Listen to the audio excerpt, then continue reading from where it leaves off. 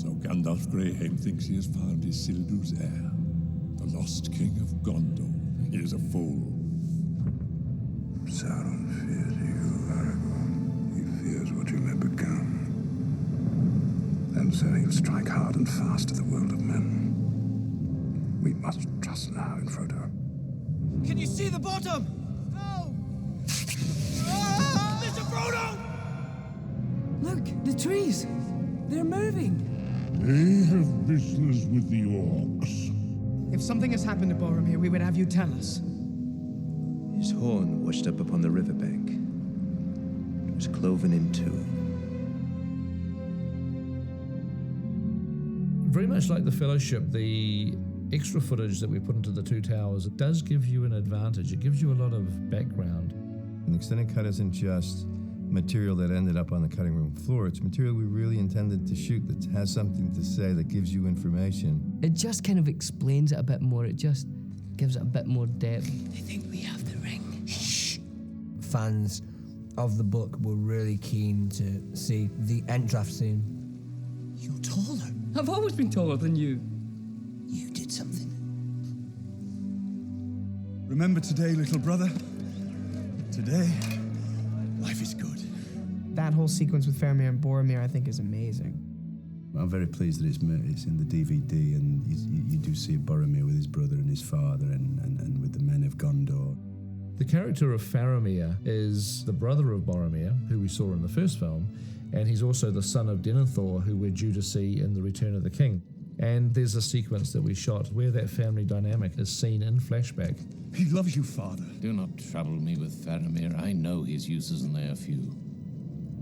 It's actually quite an important and significant linking piece that actually brings these storylines revolving around Faramir sort of together in this one sequence. It's an entirely new production for us for the DVD. We have to go right back to the beginning of the process: composition, orchestration, conducting, recording, specifically for these new scenes in the film.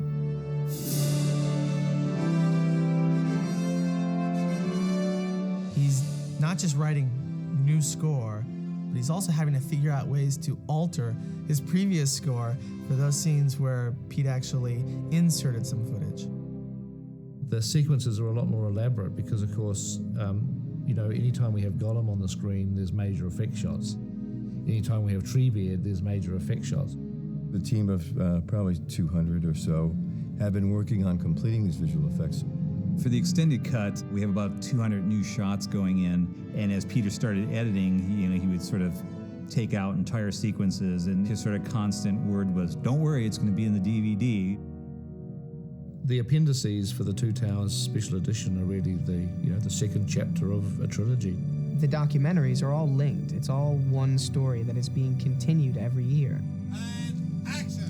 The story of hundreds, if not thousands, of incredibly talented artisans and craftspeople working so hard for so long.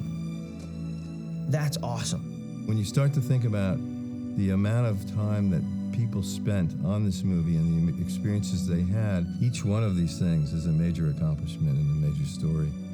We have people from all over the world. They haven't just come because they want a job. They've come here because of what this project is. It is literally such a centerpiece of people's professional and personal lives. For as long as these DVDs survive, people will be able to know exactly what it was that we did and how we did it.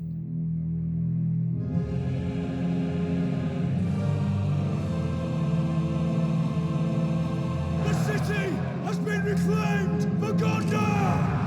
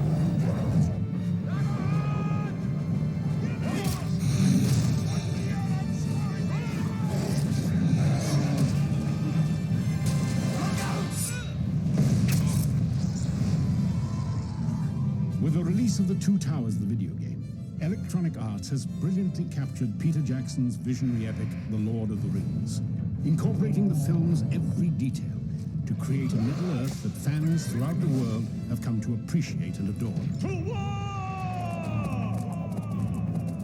It is a work of adventure and swordplay, pitting our heroes, a man, an elf, and of course a dwarf, against the forces of evil.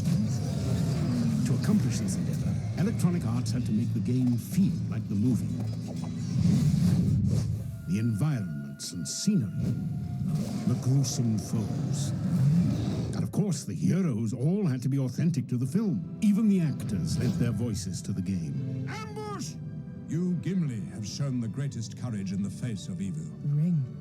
It seems to be calling to me.